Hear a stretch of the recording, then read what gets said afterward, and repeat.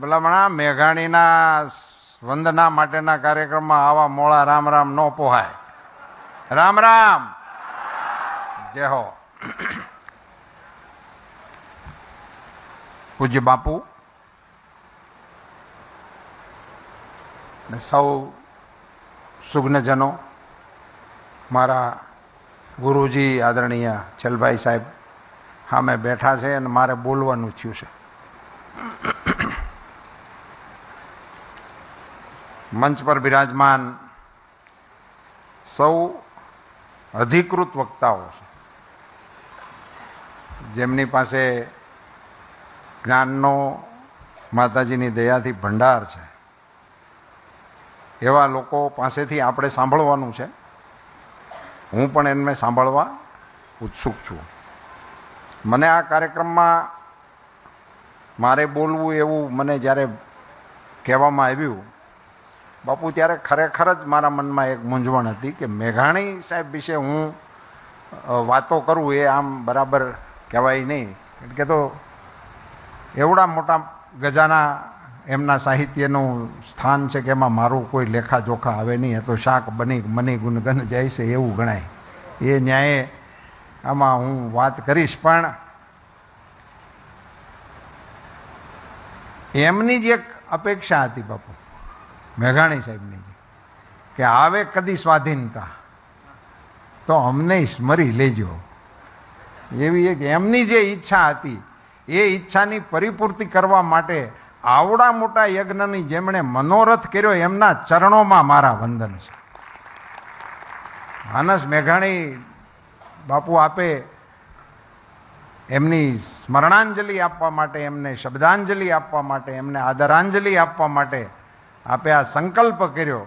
એ મેઘાણીજીની મહેચ્છાને પૂર્તિ કરવા માટેનું પગલું આપે ભર્યું છે, એવું ઇતિહાસને લખવું પડશે. આઝાદી પછી આપણે ઘણું બધું આમ બહુ ઝડપથી ભૂલી ગયા. એમાં મેઘાણીજીનો સ્વાતંત્ર્ય સંગ્રામવાળો ભાગ છે એ આપણા ધ્યાનમાં બહુ જ ઓછો આવ્યો છે બાપુ. અને એટલા મોટા ગજાના કવિ કે મેઘાણી નામ પડે એટલે કસુંબીનો રંગ અને અનેક એવા ગીતો ને પદો છે કે જેનું આમ તરત જ લોકોના હૃદયમાં હિલોળા લેવા માંડે. એટલે મેઘાણીજીએ સ્વાતંત્ર્ય સેનાની તરીકે જે કામો કર્યા છે એ આપણા ધ્યાનમાં ઓછું આવ્યું છે. એટલે હું એમાંથી નાની મોટી વિગતો મારા હાથમાં આવી છે એ આપ સૌની વચ્ચે શેર કરવાની આપની અનુજ્ઞાથી હું વાત કરીશ બાપુ. બાકી મેઘાણીજીની સાહિત્યિક ચર્ચાને ઉઠાવવાનું એ મારું ગજું નથી, એની પાકી માહિતી છે મને. અમે ખેતરેથી વાડીએથી જંગલ અને ઝાડીઓથી, સાગરથી ગિરિવરથી સુણી સાદ આવ્યા. અમે કંટકનો પુનિત તાજ પહેરી શિર પર આજ, પીડિત દલિતોનું રાજ રચવાને આવ્યા. દેખ દેખ ઓરે આંધ કાળ સૈન્ય આવ્યા. આ સ્વાતંત્ર્ય સેનાની મેઘાણીની ગર્જના છે. આ કાવ્ય કરતા સ્વાતંત્ર્ય સેનાનીનો અવાજ છે. એમણે બુલંદ અવાજે આ કહ્યું હતું કાળ સૈન્ય તરીકે. ત્યારે તો આઝાદી મળવાની સંભાવના દેખાતી નહોતી, એવી એમની અંતિમ રચનાઓમાંથી દેખાય છે. એટલે જ એમને લખવું પડ્યું છે ને, કદીક આવે સ્વાધીનતા. તો એ વખતે એમણે આ પ્રકારે બને બાપુ, એ વખતનો જે સમય હતો એ સમયની અંદર દયાનંદ સરસ્વતીજી અને થિયોસોફિકલ સોસાયટી અને રામકૃષ્ણ મિશન, આ ત્રણ પરિબળો ભારતની અંદર એ વખતે પ્રભાવક હતા. ત્યારે મેઘાણીજીના જન્મની આસપાસના દિવસોમાં, અને એને કારણે, એ પ્રભાવને કારણે મેઘાણીજીની ઉપર પણ એમની ખૂબ મોટી અસરો જોવા મળે છે. મેઘાણીજી તો ઘણા બધા વિસ્તારોમાં ભણ્યા. રાજકોટ, ડાઠા, પાળિયાદ, બગસરા, અમરેલી, આટલી જગ્યાએ મેઘાણી સાહેબ ભણ્યા. મેટ્રિક પાસ અમરેલીમાં થયા. અને મેઘાણી સાહેબ જે સ્કૂલમાંથી મેટ્રિક પાસ થયા એ સ્કૂલમાં થોડો સમય મારે નોકરી કરવાનો મને અવસર મળ્યો હતો. તો એ વખતની પિતાશ્રીની જવાબદારીઓને કારણે પોલીસ બદલી અને જ્યાં જાય ત્યાં એમને ભણવાનું થતું હતું. પણ એ મેટ્રિક પાસ થયા ત્યારથી જ એ વખતની એમની પ્રસ્તુતિ, એ વખતે જ એમને ગાવાનો શોખ, નાટકમાં ભાગ લેવાનો શોખ અને એવા બધા કારણોસર એક પ્રકારે એ કૌવત દેખાડતા હતા. પણ ગ્રેજ્યુએટ થયા સાહેબ, એ દરમિયાન ગાંધીજી અને એની બેસન્ટ, આ બેનો પ્રભાવ એ વખતે જે હતો એના પ્રભાવમાં મેઘાણીજી પણ આવ્યા અને સ્વદેશીની ચળવળ આરે બાપુ એમણે પોતાની જાતને જોડી સમજણપૂર્વક મેઘાણીજીએ. હવે આ સ્વદેશી તો બાપુ અત્યારે સાંપ્રત છે અને એ પાછું આમ એકદમ આ અત્યારના કાલખંડ એટલું બધું સાંપ્રત છે બાપુ. તે દી ટેરિફમાંથી ઊભું થયું હતું. તે દિવસે આયાત ઉપર આપણે ટેરિફ ઢીલી કરી હતી. વિદેશી કાપડ ભારતમાં આવતું હતું એની ઉપરની જકાત ઘટાડી હતી, એનો વાંધો પડ્યો હતો અને એમાંથી વિદેશી કાપડની હોળીના કાર્યક્રમો આવેલા. ત્યારે આયાત આપણે ત્યાં થતું હતું એની ઉપર ટેક્સ ઘટાડ્યો હતો. એટલે આપણા મિલ માલિકોને, આપણા લોકો એને મુશ્કેલીમાં મુકાણા હતા. પણ વિષય તો ટેરિફ જ હતો અને એને કારણે એ જે સ્વદેશીની, અને એ વખતે ગાંધીજી ખુદ એ જેનું નેતૃત્વ કરતા હોય એટલે ખૂબ પ્રભાવક હતું. અત્યારે પણ એ સ્વદેશી અને આત્મનિર્ભર ને આ બધા વિષયો અત્યારે પણ આપણે કોશિશમાં છે અને બધા ખાદી ખરીદીના કાર્યક્રમોથી માંડીને બધું ચાલે છે. પણ મેઘાણીજીએ જે ચલાવ્યું બાપુ, એ મને જે જાણવા મળ્યું, હું ખરેખર બહુ અંદરથી મને એમ થયું કે મેઘાણીજીનું વ્યક્તિગત જીવન કેટલું મહાન હશે બાપુ. એ અહીંથી આ બગસરાના લોકો એક વખત તાળીઓ પાડવો, આપણી શાળની બનાવેલી ખાદી વેચતા હતા. બગસરાની શાળમાંથી બનાવેલી ખાદીનું પોટકું વેચવા નીકળેલા છે ઝવેરચંદ મેઘાણી. મને ખ્યાલ નથી, મેં જોયું નથી, પણ નાનું નાનું એવું સ્મરણ છે. શાહીની ટીકડીઓ વેચતા, લખવાની ખડિયાની જગ્યાએ શાહીના ટીકડીઓ, દેશી બનાવટનો હાબુ વેચતા. આને લઈ અને એનું માર્કેટિંગ કરવા માટે મેઘાણીજી ખુદ નીકળતા હતા. એનો એક બાપુ એવો સરસ મજાનો પ્રસંગ મારા ધ્યાનમાં આવ્યો, એ મારે અહીંયા આપની સાથે મારે શેર કરવો છે. તો સ્વદેશી પ્રત્યેની એની લાગણી અને એનો તાર કેટલો બધો મજબૂત હશે. એ સનાતન ધર્મ હાઈસ્કૂલમાં શિક્ષક તરીકે હતા અને પછી ત્યાં ભાવનગરની અંદર આ બધી પ્રવૃત્તિઓ વેચે. પોતાની ઓળખીતાને ઘેરે જાય, એ ઓળખીતા કોઈક સજેસ્ટ કરે તો ત્યાં જાય અને ચાઈને પણ કેટલાક અજાણ્યા ઘેરે જાય પોતાની ઓલી કરવા માટે. એમાં એમના એક મિત્ર અને એ વખતના ભાવનગરમાં કાવ્ય સભા આજે પણ ચાલે છે, એના જે તે વખતના પ્રમુખ વિદ્યુતરાય દેસાઈ, એમણે એના સંસ્મરણોમાં લખ્યું છે કે મેઘાણીભાઈ સાથે મારો પરિચય, અમે ક્યાંક સ્કૂલ લેવલે કેમ ક્યાંક એમનો હશે અનુસંધાન, તો એમને ઘેરે બોલાવ્યા. તો મેઘાણીજી તો આ બધું ખલતો હારે લઈને ગયા અને એમને ઘેરે જઈને એટલે એમના પપ્પાએ પૂછ્યું કે આ જણ કોણ? એટલે વિદ્યુતરાયે એમનો પરિચય કરાવ્યો કે આ ઝવેરચંદ મેઘાણી આપણે આ સ્કૂલમાં હાઈસ્કૂલમાં આચાર્ય છે અને એમ ગાંધીજીની બધી બાબતોમાં રસ લે છે ને જેમ કરાવ્યું છે ને. તો એમના પિતાશ્રીએ મેઘાણીજીને પૂછ્યું, ભાઈ શું આવ્યા છો, કેમ પધાર્યા છો? તો મેઘાણીજીએ કીધું, હું આ સ્વદેશીનો પ્રચાર કરું છું અને આ મારી પાસે દેશી સાબુ છે, આ અમારી બગસરાની ખાદી છે અને આવી શાહીની ટીકડીઓ છે અને આવું બધું છે અને આપને અનુકૂળ હોય તો હું આપું. તો એટલે બાપુજીએ એને એવું કીધું કે કેટલી કિંમતનું છે આ બધું? તો મેઘાણીભાઈ એને એ વખતે એમ કીધું કે અંદાજે 40 રૂપિયાનો માલ છે એનો આખો ખલતો. તો વિદ્યુતભાઈએ ક્યાંક લખ્યું હતું, બીજામાંથી ખબર પડી કે એના પપ્પા તો મિલ માલિક હતા, એટલે મોટા શેઠ હતા. એટલે એણે કીધું મૂકી દો બધું. એટલે મેઘાણીભાઈ થેલો મૂકી દીધો.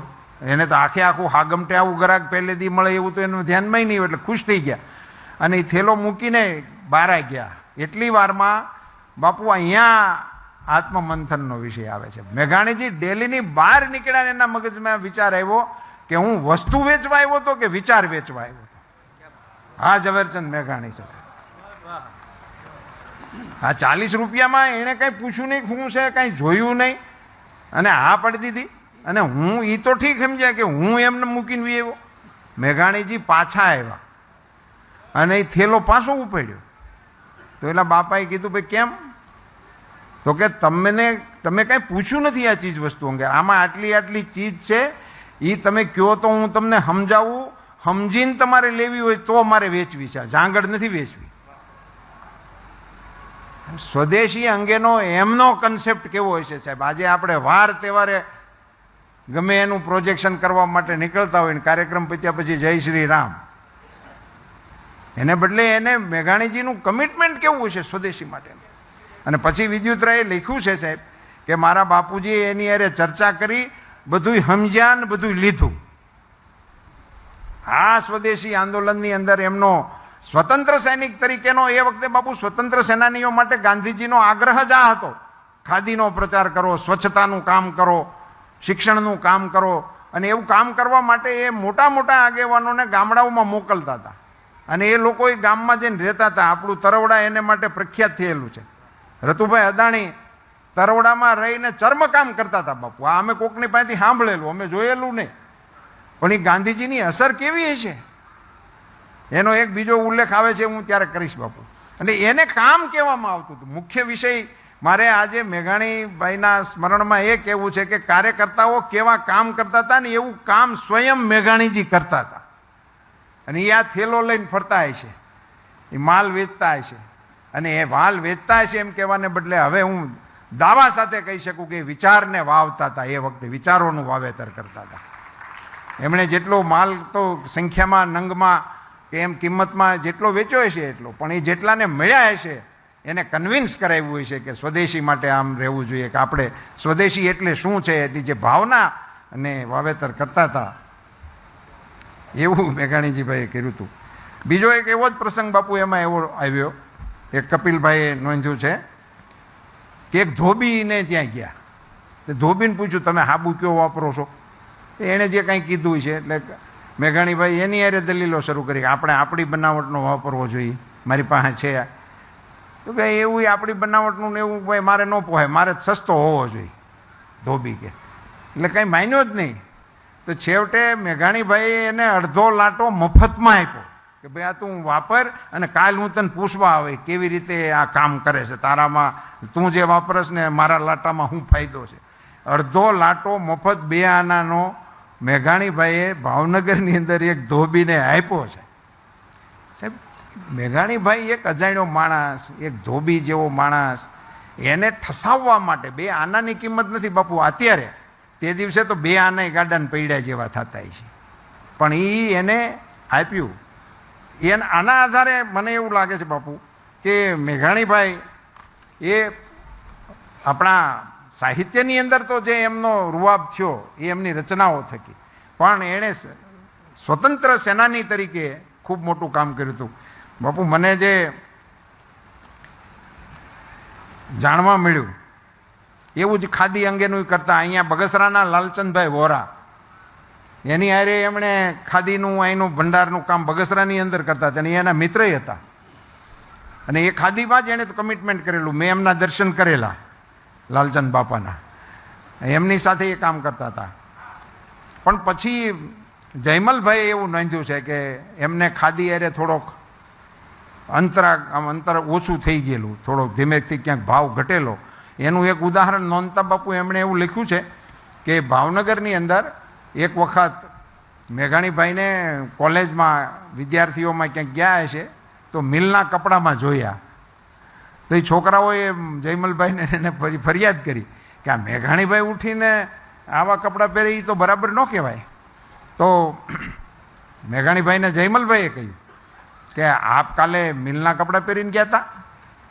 તો મેઘાણીભાઈએ જયમલભાઈને એમ પૂછ્યું કે છોકરાઓ હું પહેરું છું એ જોવે છે? એટલો ઉપાલંબ કર્યા પછી બાપુ મેઘાણીભાઈએ સ્વયં બીજી જ ક્ષણે જયમલભાઈને એવું કીધું કે વાંક એનો નથી છોકરાઓનો, વાંક આપણો છે. આપણે એની સામે પ્રસ્તુત કર્યું હતું સ્વદેશીનું આવું માધ્યમ છે, હું હવે સ્વદેશીનું ફોલો કરું છું. આપણે એની સામેથી મોટા ભા થઈ આવ્યા, હવે આપણને એમાંથી પાછા હટવાની આપણો અધિકાર નથી. મને ગમે કે ન ગમે હું ખાદી જ પહેરીશ એવું મક્કમ કર્યું. ને ત્યાર પછી જયમલભાઈએ નોંધ્યું છે કે ત્યાર પછીના કોઈ જાહેર કાર્યક્રમોમાં મેઘાણીને કોઈએ ખાદી વગર જોયા નહોતા. એટલે પોતાનો એક વખતનો અભિપ્રાય ઊભો કર્યો જે સમાજ જીવનની અંદર, એમાંથી પાછું ન વળવું જોઈએ. બાપુ, રાજનીતિની અંદર આનો અમને અનુભવ થયેલો. અમારી એ આડસ ચર્ચા છે, પણ 1 મિનિટ એ માટે લઉં. અમને અડવાણીજીએ આ કહેલું બાપુ, એક અમારી કારોબારીમાં, કે નેતા તરીકે તમે જે રસ્તે હાલવું એ રસ્તે હાલો, પણ એમાંથી પછી આગા પાછા થતા નહીં. અને એનું ઉદાહરણ એ અમને આપતા કે મિસ્ટર ક્લીનની છાપ જો આમની સામે ન લગાડી હોત તો એ શાસનને હટાડી ન શકાત. ઇન્દિરાજીની સામે ભ્રષ્ટાચારના આક્ષેપો કોઈ કરી ન શક્યા, કારણ કે એ બાબત એમણે છાપ જ નહોતી ઊભી કરી. એમણે દુર્ગાની છાપ રાખી હતી. પછી એમાંથી ડેવિએટ તમે ના થઈ શકો. એમ તમે જેની છાપ ઊભી કરવી હોય એ કરો, એમાં તમે છૂટશો. મને હું એવા બાપુ ઘણા નેતાઓને ઓળખું છું કે એમણે એની ખુલ્લી કિતાબ જેવી છાપ રાખી હોય તો કોઈ પછી એ ના ન પાડતું. એમ પછી જીમખાનામાં જવાની હોય, બાકીની કાંઈ હોય તો એ બધામાં લોકો એને પછી વાંધો નથી પાડતા. પણ તમે જે ઊભી કરી એમાંથી જો પાછા પીડ્યા તો ચાલે. તો મેઘાણીજીનું આ નિવેદન છે, આ ઓબ્ઝર્વેશન મેઘાણીજીનું છે કે જાહેર જીવનમાં એક વખત તમે પ્રસ્થાપિત કરવા માટેનો જે પ્રયાસ સિદ્ધાંતનો કર્યો હોય એમાંથી પાછું હટવાનો તમને અધિકાર નથી. પછી તમારે એને વળગી રહેવું પડે. સાહેબ, મેઘાણીજીએ આવી બધી પ્રત્યક્ષ અઘરી કામગીરી સ્વાતંત્ર્ય સેનાનીઓ તરીકે કરી, પણ ચલભાઈ સાહેબ, મારી છાતી ગજગજ ફૂલી ગઈ એક સમાચાર વાંચીને અંદરના. એ વખતે જે આંદોલનો બાપુ ચાલતા હતા, આ પીરિયડ હતો દાંડી કૂચનો, અને બાપુ મીઠાનો સત્યાગ્રહ કરવા માટેની જે લડાઈ લડતા હતા, તો એમની સાથે સાથે ધોલેરામાં પણ સત્યાગ્રહ કરવો એવું એ વખતે નિર્ણય થયેલો. ને એ નિર્ણયમાં એનું નેતૃત્વ શેઠ કરતા હતા, અમૃતલાલ શેઠ કરતા હતા. અને એ વખતે અમૃતલાલ શેઠ, પછી મણિભાઈ કોઠારી, બળવંતરાય મહેતા, વજુભાઈ શાહ, આ બધા લોકો એ ટીમનું નેતૃત્વ કરતા હતા. બાપુ, એ ટીમની અંદર મેઘાણી સાહેબ હતા. આ ટીમ જે હું નામ બોલ્યો એના સદસ્ય મેઘાણીભાઈ હતા, કાર્યકર્તા નહીં. અને એ વખતે એ ટુકડીઓ મોકલવા માટેના જે એમની ગોઠવણો એ વખતે કરેલી, એટલે આખા રાજ્યમાં અપીલ હોય, અને એ જે છાપું સૌરાષ્ટ્ર ચાલતું એના માધ્યમથી અપીલો થતી, લેખો થતા, ને એને કારણે એ વખતની છાપ આખી મેઘાણીજીની શેઠની જે ઊભી થયેલી એ સૌરાષ્ટ્ર મેગેઝિનને કારણે, છાપાને કારણે થયેલી. એમાં એના ખૂબ ઉગ્ર લેખો એ લોકો લખતા, અને એને કારણે એ ભરતી મેળા હાલતા બાપુ, કે ભાઈ આ સત્યાગ્રહમાં કયા ગામના કયા આગેવાનો ક્યારે જશે. તો એવા એ ભરતી મેળાના પ્રતિસાદમાં અમરેલીથી ભગવાનજી બાપાએ 40 દીકરાઓની યાદી મોકલી કે અમારી 40ની ટુકડી આવશે અમરેલીની. એ 40ની ટુકડીના સમાચાર સાંભળ્યા ત્યારે બાપુ ત્યાં આટલો મોટો લોટ એક ગામમાંથી ક્યારેય આવેલો નહીં, એટલે શેઠ બહુ રાજી થયા, અમૃતલાલ શેઠ, કે 40 જુવાનો. અને પછી એને બીજી મિનિટે વિચાર આવ્યો, ભાઈ આ કોઈ તીર્થયાત્રા નથી, ત્યાં ધોકા પડવાના છે, ત્યાં જેલ થવાની છે, લાઠીચાર્જ થાય, ગોળીઓ આવે, એમાં લઈ જવાના છે. એટલે એમણે બાપુ ખરાઈ કરવા માટે મેઘાણીજીને અમરેલી મોકલેલા આ 40નું લિસ્ટ ચેક કરવા માટે. મેઘાણીજી અમરેલી પધાર્યા, અને આપણા રતુભાઈ નોંધ્યું છે કે આપણી કપોળ બોર્ડિંગની સામેનો એક ઉતારો હતો, એમાં મિટિંગ રાખેલી, અને એમાં આ બધા લોકો એકત્રિત થયેલા. અને પછી વજુભાઈ શાહ ને એ અમારો બધાનો પરિચય ભગવાનજી બાપાની મેઘાણીને કરાવતા હતા, ફલાણા ભાઈ આમના પરિવારનું આમ છે, વગેરે વગેરે. અને એનું બધું મટીરિયલ ભેગું કર્યા પછી મેઘાણીજી એક પછી એક બધાને બોલાવ્યા. એમાં એના પરિવારની વિગત, એના વ્યવસાયની વિગત, એની તૈયારીઓ, આવું બધું પૂછતા હતા. પણ એક ઉલ્લેખ બહુ સરસ રતુભાઈએ કર્યો છે કે મોટા ભાગના અખાડા હારે સંકળાયેલા હતા, એટલે આમ કાચા પોચા નહોતા, એટલે એ એમાંથી પાછા પડે એવા એકેય નહોતા. પણ જ્યારે મેઘાણીભાઈએ આખું લિસ્ટ ચેક કર્યું અને બધું આખી પ્રક્રિયા પૂરી કરીને જાહેર કર્યું, તો એમાં 2 નામ એણે નામ મંજૂર કર્યા બાપુ. એમાંનું એક રતુભાઈ અદાણી, અને બીજા મનુભાઈ કોઠારી. આ 2 નામની મંજૂરી ન આપી. એટલે એનું કારણ પૂછ્યું કે ભાઈ તમે આ 2 જણમાં, રતુભાઈ તો પાછા ઉછળીને મોર બેહવાની પંગતવાળા હતા, એ 2 જણાના નામ ન આવ્યા. ત્યારે મેઘાણીજીએ એને સ્પષ્ટતા કરતાં સમજાવ્યું કે અમારા બંધારણમાં એવું છે કે 18 વર્ષથી નાની વયનાઓને આ આંદોલનમાં નહીં જોડવાના, એટલે હું બંધારણ પ્રમાણે તમને મંજૂરી આપી શકું તેમ નથી. સાહેબ, રતુભાઈ અદાણીની ઉંમર એ વખતે 16 વર્ષની હતી. સાહેબ 16 વર્ષનો જુવાન એ વખતે ગાંધીજીની હારે મેદાને જંગ કરવા માટે થનગનતો તો ઈ ભૂમિ છે. આ એના આપણે વારસદારો છીએ એવું વાંચીને સાહેબ ખૂબ ગર્વ થયો. અને બહુ વિનંતી કરી તોય મેઘાણીજી એને છૂટ આપી નહીં. અને પછી તો આપણે બધા જાણીએ છીએ પછી તો રતુભાઈ એ મોરચાના સેનાપતિ તરીકે કામ કરતા હતા. પણ એટલે મેઘાણીજી આ પ્રકારના નેતા હતા, આ પ્રકારના કાર્યકર્તા હતા. અને મારા અમરેલીની અંદર એ સ્વાતંત્ર્ય સૈનિકોની પસંદગી કરવા માટે આવ્યા હતા. એ સમાચાર મને બાપુ ખબર નહોતી, જાણીને હું એટલો બધો રાજી થયો. અને એ સમાચારે મને બાપુ ગૌરવ અપાયું કે તે દિવસે અમરતલાલ શેઠને અમરેલીની ધરતી ઉપરથી 40 જુવાનો મોકલશું એવા સમાચાર ગયા હતા. અને એના પટમાં બાપુ તમે કથા કરો છો મેઘાણીને અંજલિ બરાબર આપી બરાબર ગણાશે. એ તમે પેલા સ્વાતંત્ર્ય સૈનિકો 40ના નામ હું ગોતવાની કોશિશ કરીશ બાપુ, એને યાદ કરીશું ક્યાંકથી એ કોણ હતા. એ 40 જુવાનો ક્યાંકથી ખંખોળશું સાહેબ. અને એ વખતે એ નીકળ્યા હતા. એ કામગીરી મેઘાણી સાહેબ કરતા હતા. અને એ વખતે મેઘાણીજીને કારણે, વજુભાઈ સાહેબને કારણે અને અમૃતલાલ શેઠને કારણે બાપુ ગાંધીજીની હારે ત્યાં જવાને બદલે, દાંડી જવાને બદલે ધોલેરા જવા માટે આ યુવાનો ઉત્સાહમાં આવેલા. એ આ શેઠ અને મેઘાણીનું એ વખતનું એ વાતાવરણમાં એવડું મોટું કોન્ટ્રીબ્યુશન હશે, એટલો પ્રભાવ હશે. નહીતર બાપુ આમાં શું હોય, ગાંધીજી જવાના હોય ત્યાં જનતાને જવાનું હોય. અને એવું આપણે જોયું જ છે. એમાં ભૂકંપ હતો બધું ભુજ જ જાય, એમ બીજે ક્યાંય જાય જ નહીં. ગમે ટ્રકવાળાનું પૂછો તો અમારે ભુજ જ જવું છે. હવે મેં કીધું અહીં અમારું જાફરાબાદનું એક ગામ પડી ગયું છે તો જ્ઞાન જ જવાનું. અમે ગામમાં વાત કરી છે ભુજની. ગમે એને મોટા નેતા આવવાના હોય ત્યાં જ જાય. એટલે ગાંધીજી જેવું નેતૃત્વ જે દિવસે આંદોલન કરતું હતું એ વખતે ગાંધીજીની ઓલ્ટરનેટમાં ધોલેરા સત્યાગ્રહમાં આપણા સૌરાષ્ટ્રના યુવાનોને પ્રેરણા પૂરું પાડનારું સ્વાતંત્ર્ય સેનાનું નેતૃત્વ એ ઝવેરચંદ મેઘાણીએ કર્યું હતું. છે કેવડી મોટી વાત છે.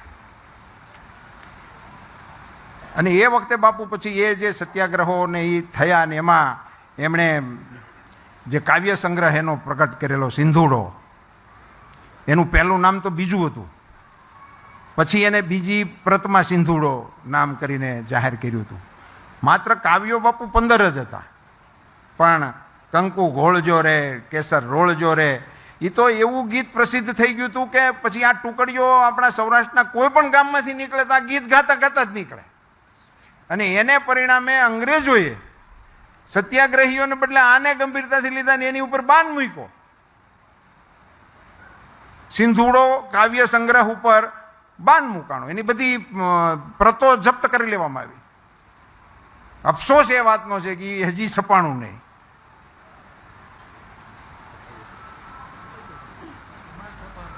હમણાં છપાઈ ગયું તો સારું કીધું. જય હો, જય હો. તો બાપુ એના એ ગીતોનો એવડો મોટો પ્રભાવ કે આંદોલનકારીઓને બદલે મેઘાણીજીની ઉપર આની વોચ વધી ગઈ, અધિકારીઓની, બ્રિટિશ અમલદારોની. પછી તો એવું નક્કી થયું કે આને ગમે એમ કરીને ફિટ કરો મેઘાણીજીને. અને એને કારણે એની ઉપર બરવાળાના ભાષણનો ખોટો આરોપ મૂકવામાં આવ્યો. બરવાળાની સભામાં ભાષણ કર્યું એવું. મેઘાણીજી બરવાળા ગયા જ નહોતા. ત્યાં ભાષણ કર્યું હતું કોઈ જોધાણી કરીને હતા અનિલભાઈ, એમણે ભાષણ કર્યું હતું. એને બદલે કેસ કર્યો મેઘાણી ઉપર અને મેઘાણીજીની ધરપકડ થઈ. પણ બાપુ ત્યાં એક મુદ્દો બહુ સરસ વિચારણામાં આવ્યો. આ બધા જેને સંશોધન કર્યું છે એમણે લખ્યું, આ કંચનબેન મકવાણા કરીને કોઈ બેન છે, એમણે ગુજરાત વિદ્યાપીઠમાં PhD કર્યું છે આ વિષય ઉપર. એમણે આવું લખ્યું હતું, એમાંથી આ મને માહિતી મળી છે. તો એમણે એ વખતે પ્રથા કેવી હતી બાપુ, તો જે આપણા કાર્યકર્તાઓ પકડાતા, જે આ કાનૂન ભંગમાં, સવિનય કાનૂન ભંગમાં કે ભાગ લે અને પછી એની ધરપકડો થાય, તો એ કાર્યકર્તાઓ બચાવ જ ન કરતા બાપુ. આ તો જાહેર જીવન માટે કેવડી મોટી શીખ આપતું કામ છે.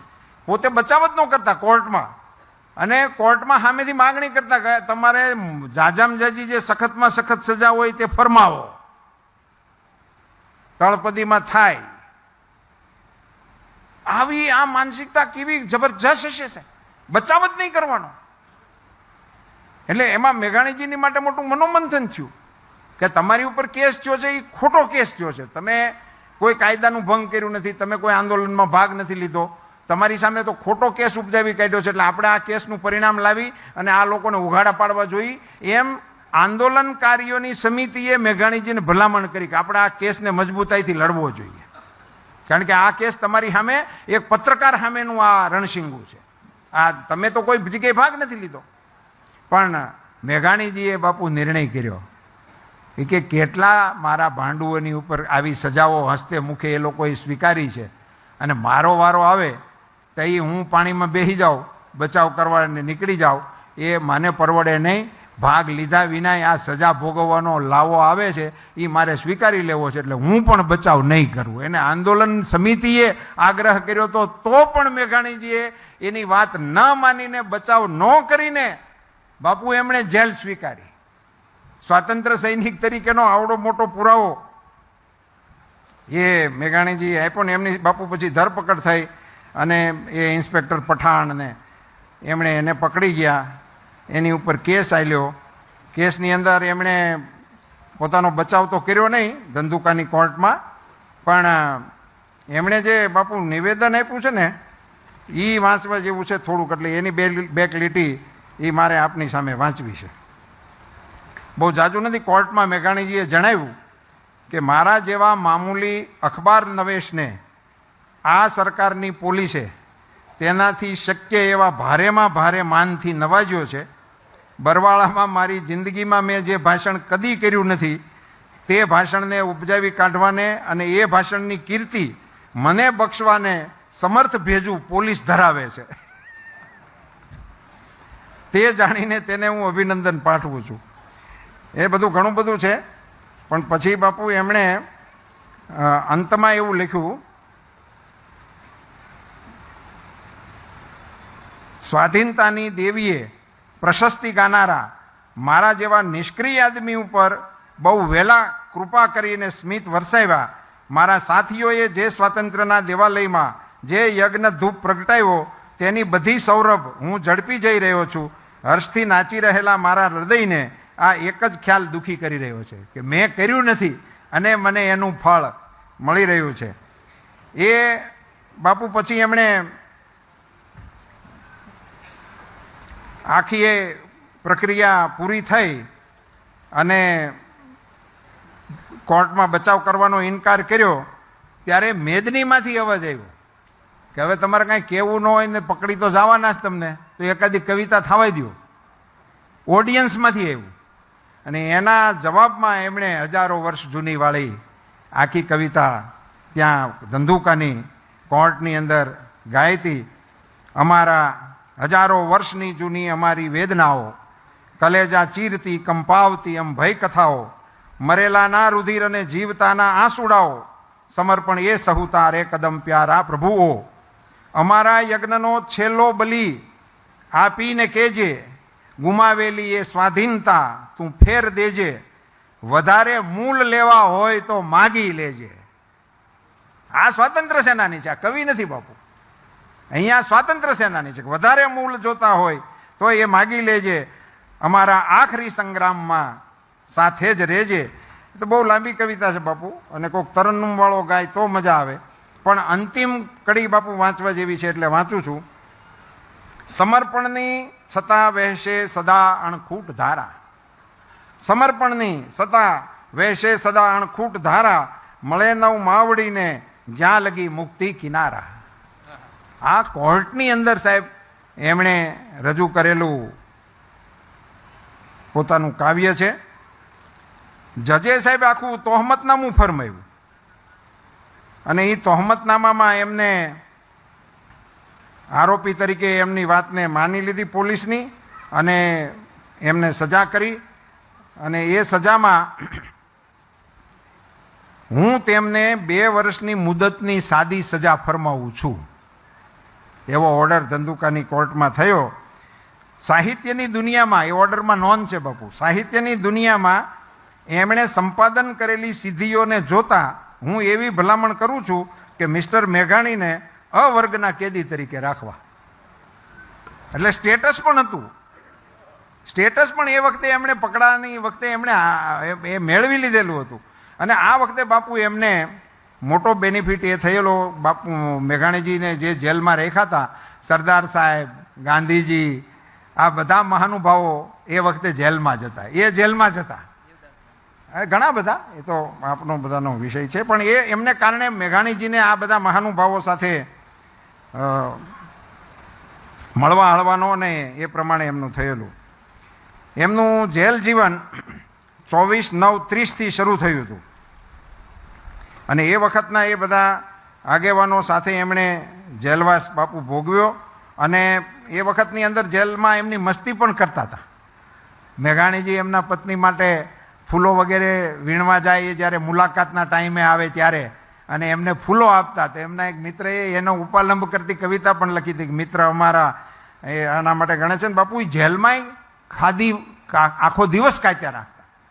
અને એવું કહેતા કે આ કાતેલી ખાદીમાંથી આપણે આપણા ઘરવાળી માટે સાડી બનાવીશું ને એ સાડી એમને પહેરાવીશું. કેવી ઉદાત્ત ભાવનાઓ સાથે આ લોકો જીવતા હતા બાપુ. એમનો કેદી નંબર 16,101 એ હજી ત્યાંની ફાઇલમાં છે. 1930થી 1931 સુધી એ લોકો કેદી નંબર 16,101 તરીકે એ ત્યાં રહ્યા. ને હવે એ બધી કોટડીઓને સરદાર પટેલ યાર્ડ તરીકે ડેવલપ કરી અને પેલા માટે કરી છે આપણી સાબરમતી જેલની અંદર. આવી લડાઈ લડનારા બાપુ આ નેતાએ જે યાતનાઓ ભોગવી એ તો ઠીક છે, પણ એક સ્વાતંત્ર્ય સેનાની તરીકે એમના મનની જે ઈચ્છાઓ હતી ને બાપુ, એને માટે મારે એક બે પંક્તિઓ જ આખી આપણા શિરે મૂકવી છે. એક એમની કવિતાનો બાપુ મને જે ગમ્યું, એમણે ભગવાનને એવી અપીલ કરી છે, પ્રભુ દે એને વિશ્રામ એવું ન કહેતા. એને વિશ્રામ આપવાની જરૂર નથી. સામાન્ય રીતે આપણી માંગણી ભગવાન પાસે એવી જ હોય છે કે ભગવાન હવે એને વિશ્રામ દો. મેઘાણીજીએ કવિતા એવી લખી છે કે આને વિશ્રામ નહીં દેવાનો. એ કોને નહીં દેવાનો? રણવગડા જેણે વિંધ્યા, વાલી જેને વનવાટ, જે મરતા લગ જંખેલો, ઘનઘોર વિજન રજળાટ, એ ગગન ચુંબતા ગિરિશૃંગે, સુણતો હાકલ અવિરામ, એ સુભટકાજ કો નવ કહેજો, પ્રભુ દે એને વિશ્રામ. જે મહેનત કરતો હોય જંગ માટે, એને માટે આપણે વિશ્રામ માગવાની જરૂર નથી, એને શક્તિ આપે એવો એમનો ઉર છે. જે લોકો લડતા હતા એમને માટે એમણે આ માગણી નથી કરી. એક પંક્તિ બાપુ મારે એ આપના ધ્યાને મૂકવી હતી. વિદાય નામના એના કાવ્યનું એક છેલ્લો અંતરો જ મારે કહેવો છે. આમ તો આ બધાને એની પરિચિત છો. અમારે ઘર હતા, વાલા હતા, ભાંડુ હતા, ને પિતાની છાંય લીલી ગોદ માતાની હતી, એ ગબુડી બેનના આંસુ ભીના, હૈયા હિંચોળે અમારા નેન ઉના જંપતા આરામ જોલે. એ કવિતા બહુ સુપ્રસિદ્ધ છે. પણ બાપુ એની અંતિમ પંક્તિ મારે આપની સાથે અહીંયા આ બધા સમાજની વચ્ચે શેર કરવાની ઈચ્છા થાય છે. બિરાદર નૌજવાન અમ રાહથી તું દૂર રહેજે, અમોને પંથ ભૂલેલા ભલે તું માની લેજે. એને સમાજ તરફથી જે મગજમાં આવતું હોય છે ને ધ્યાનમાં છે. કદી જો હમદિલી આવે તો ભલે નાદાન કહેજે, બિચારા કહીશના લાખો ભલે ધિકાર દેજે. અહીંયા ખુમારી છે. અમને બિચારા ન કહેતા કે આ પકડાઈ ગયા અને ફાંસી થઈ ગઈ, હેરાન થઈ ગયો, ઘર વેચાઈ ગયું, એવા અમે બિચારા નથી. બિચારા કહેવાની ના પાડી છે સાહેબ. આ મેઘાણીજીની સ્વાતંત્ર્ય સૈનિક તરીકેની ખુમારી છે. બિચારા નહોતા. અને પછી બાપુ એમણે એમ લખ્યું, અગર બહેતર ભૂલી જાજો અમારી યાદ ફાની, અગર બહેતર ભૂલી જાજો અમારી યાદ ફાની, બુરી યાદે દુભવજો ના સુખી તમ જિંદગાની, કદી સ્વાધીનતા આવે વિનંતી ભાઈ છાની. એ છાની કીધીશ બાપુ. કદી સ્વાધીનતા આવે વિનંતી ભાઈ છાની, અમોને સ્મરી લેજો જરી પળ એક નાની. બાપુ આપણા સ્વાતંત્ર્ય સૈનિકોના મનમાં કેવા કેવા વિચારો છે. આમની અપેક્ષા કેટલી કે આઝાદી આવે તો અમને યાદ કરજો ગમે હતા. કંઈ નથી જોઈતું, કોઈ ઇલકાબ નથી માંગ્યો, કોઈ વારસાઈ નથી માંગી. અમને યાદ કરજો, સ્મરી લેજો. મને સ્મરણ થાય છે બાપુ, આપની સાથે બેઠા છો એટલે શેર કરવાનું મન થાય. શ્યામજી કૃષ્ણ વર્મા દુનિયાના પટ ઉપર આફળ્યો ભારતની આઝાદી માટે. આપણે તો જિલ્લાની હદપાર થતા જોયા છે ને 13 દેશમાંથી હદપાર કરેલા અને અંગ્રેજો સામે બાટકેલા. બાપુ એ સ્કોલરશીપ આપતા એના ફોર્મમાં એવું લખતા કે બ્રિટિશની નોકરી નહીં કરવાની, એ શરતે સ્કોલરશીપ આપતા.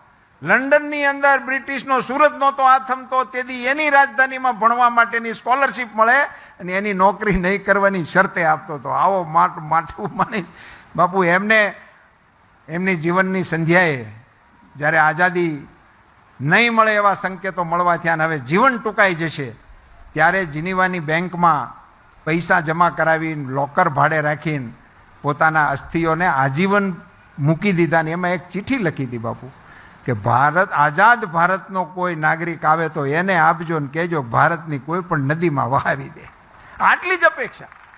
અને આઝાદ ભારતનો નાગરિક, એના હગાવાલાનું નામ નથી લખ્યું, એના કુટુંબીઓનું નામ નથી લખ્યું, એની કોમનું નામ નથી લખ્યું. આઝાદ ભારતનો નાગરિક. મેઘાણી કહે છે અમને ખાલી સ્મરી લેજો કદી સ્વાધીનતા આવે. અને આઝાદી આવી ગઈ બાપુ અને લોકરમાં માર્યા. મારે નરેન્દ્રભાઈ મોદીને અભિનંદન આપવા છે બાપુ. મુખ્યમંત્રી ગુજરાતના બન્યા પછી જીનીવા જઈ અને શ્યામજી કૃષ્ણ વર્માના એ અસ્થિઓને બેંકમાંથી લઈ આવ્યા અને એમના માદરે વતન માંડવીની અંદર ઇન્ડિયા હાઉસ જેવું લંડનમાં એમણે બનાવ્યું હતું એવું ઇન્ડિયા હાઉસ માંડવીના કિનારે એમણે સ્થાપ્યું છે. કચ્છમાં જવાનું થાય તો જરૂર એના સ્મારકે એક વખત ચરણ સ્પર્શ કરવા જાજો, એમને જિંદાદિલી આપવા માટે જજો. આ બાપુ આપણા સ્વાતંત્ર્ય સૈનિકોની એમણે એક ગીત બાપુ જે લખ્યું છે એ તો બહુ ભાવુક કરી દેવું ગીત છે, પણ એમાં મારે નથી પડવું. એક જ લીટી કેવી છે, સુના સમદરની પાળે. હાજી. અને એ બાપુ ત્યારે રાજેસર ગામનો ને રેવા તટનો વાસી રહે એટલે આપણી નર્મદા કિનારાનો કોઈ માટી છે એના માટે ઉદ્ભવ કરેલું ગીત છે. એની અંદર હું જઈ શકું જ નહીં એટલે એમાં મારે નથી જવું, પણ બાપુ એમાં મને મેઘાણીજીની સામાજિક સંવેદનાનો ઊંડો પડઘો દેખાણો. એમણે માતુશ્રી માટે લખ્યું છે, એમના બાપુજી માટે લખ્યું છે, ભાઈ માટે લખ્યું છે, બધા માટે લખ્યું છે, એની બેન માટે લખ્યું છે અને એની બેન એનાથી નાની છે એને માટે એમ લખ્યું છે કે તને જો કોઈ મારો ભાઈબંધ તને આ સમાચાર દેવા આવે ને તારી યારે મીઠી વાત કરે અને તારું મન માને તો એની યારે પરણી જાય. બાપુ નાની બેનના મરણની અંત ઘડીએ એની સંવેદના છે, એણે આવી સરસ મજાની શીખ આપી છે અને એ સૈનિકો માટે શીખ આપી છે. સેનાના જવાનો પ્રત્યેની એમની જે સમજદારી ભરી શીખ છે. એટલે ઝવેરચંદ મેઘાણીજી બાપુ એક અદ્ભુત સાહિત્યના તો એ સર્જક છે જ કે જેણે ગુજરાતી ભાષાને નિહાલ કરી છે. એમ કહેવામાં કશું જ અતિશયોક્તિ નથી, પણ સ્વાતંત્ર્ય સેનાની તરીકે વ્યક્તિગત નાના કાર્યકર્તાથી માંડીને નેતૃત્વ સુધીનું સ્વાતંત્ર્ય સંગ્રામનું પાસું એ એમણે નિભાવેલું છે. એવા એક સ્વાતંત્ર્ય સેનાનીને આજે અહીંયા સ્મરણાંજલિ આપવાના કાર્યક્રમમાં મારે પણ 2 શબ્દો કહેવાનો મને અવસર મળ્યો. બાપુ એ આખી જિંદગી ઝંડા માટે લડ્યા એટલે એમના જ શબ્દોની અંજલિ એમને આપું.